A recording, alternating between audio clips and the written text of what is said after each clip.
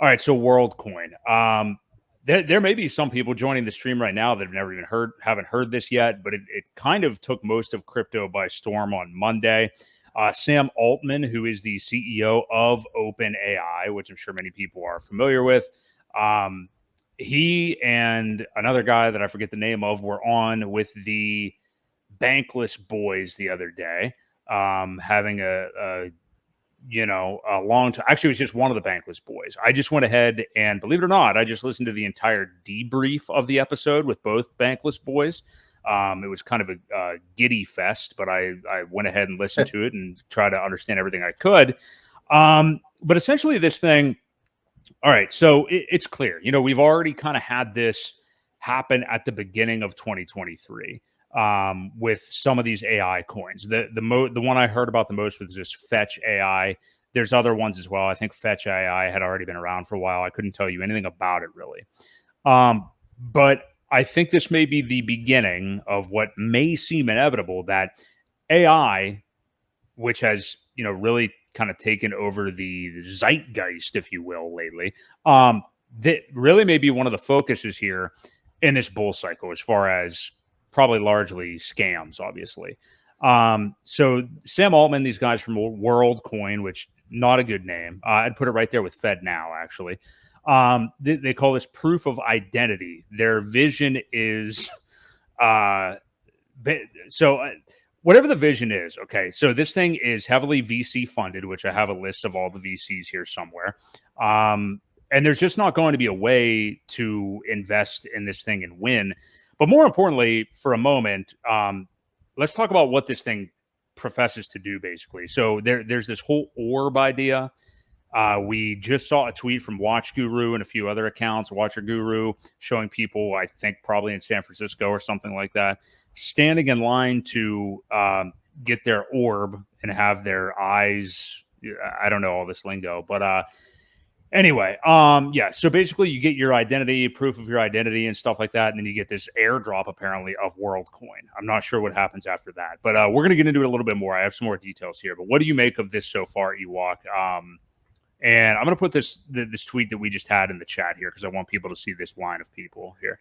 So the first thing is it's not available in the United States. So I highly doubt that was anywhere in the States. Forgot about that. So the reason it's not is because they, I think, are deeming it a security. Essentially, they know themselves that it can't pass. It would never pass or fly in the States. Because it is so heavily VC investors and all this other stuff.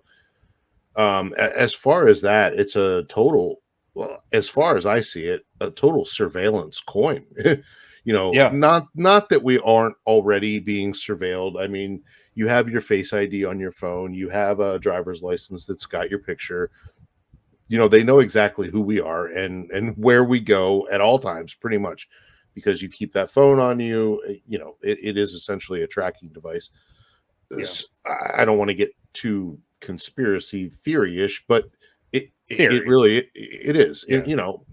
So this just opens that up to a whole new other level. The problem that I see with it is, where are they storing this information? I mean, who's going to have access to all of this stuff that keeps it secure? It really worries me that, these, and then who's to say that you are who you say you are? I mean, are they really coming to, once this gets widely used and people have these orbs or they go, who's to say that, it's not being manipulated some way? Because most technology usually gets manipulated in one way or another at some point.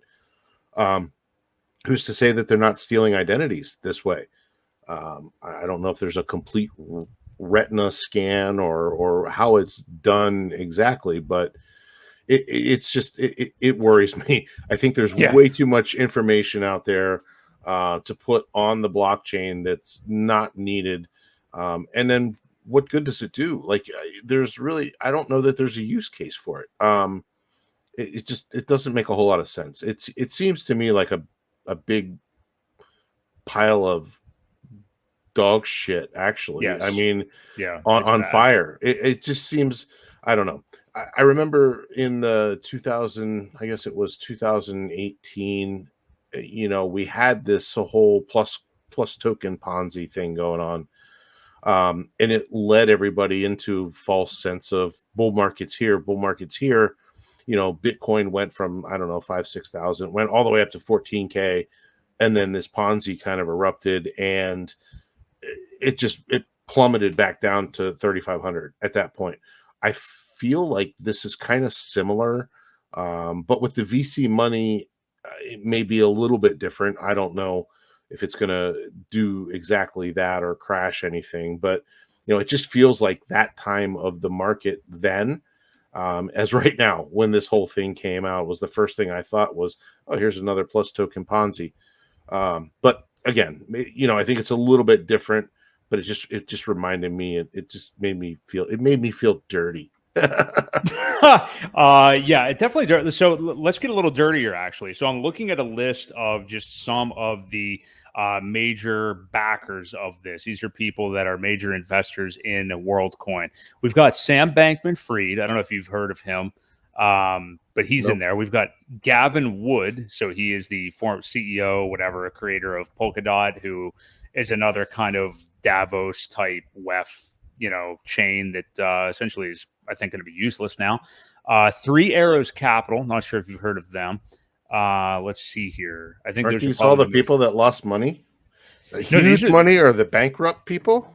These are the people. Yes, that's who that is. Yeah, that's that Three Arrows Capital. Yeah. Yeah. So they are some of just that's a few of many that are backing this thing. So, and by the way, anything that Bankless backs, I would just be very careful of. And I'm not sure why you were watching this stream, unless you have something against your testosterone levels.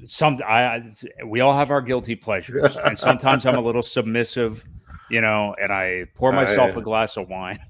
But no, I just wanted to. I said this to you the other day. No, I said this to you the other day because you said I DM'd it to you, and I'm like, Bankless is dedicating a whole goddamn 2 podcasts to this thing, of course. And he's like, yeah, you are like, are you surprised? And I said, yes and no, because it's just so insane how bad this is. Mm-hmm. And they are just, it's kind of like the car wreck syndrome. You drive by a car wreck and you can't help but look at it. That's just basically what it is. But yeah, I listened to their Giggle Fest here on part 2 of the episode today and just heard them talk about it a little bit. And yeah, it's a flaming disaster, I believe. Oh, and most importantly, whenever the Sam Altman was directly asked about the financial backing of this, he dodged the question and wouldn't answer any of it. So sure he did. If you buy this thing eventually on the open market, which I'm sure there's going to be opportunity to do, just remember that millions upon millions of dollars are already in it, and they will definitely dump it on you at some point. So yeah, at some point they will take their profits and dump the coin.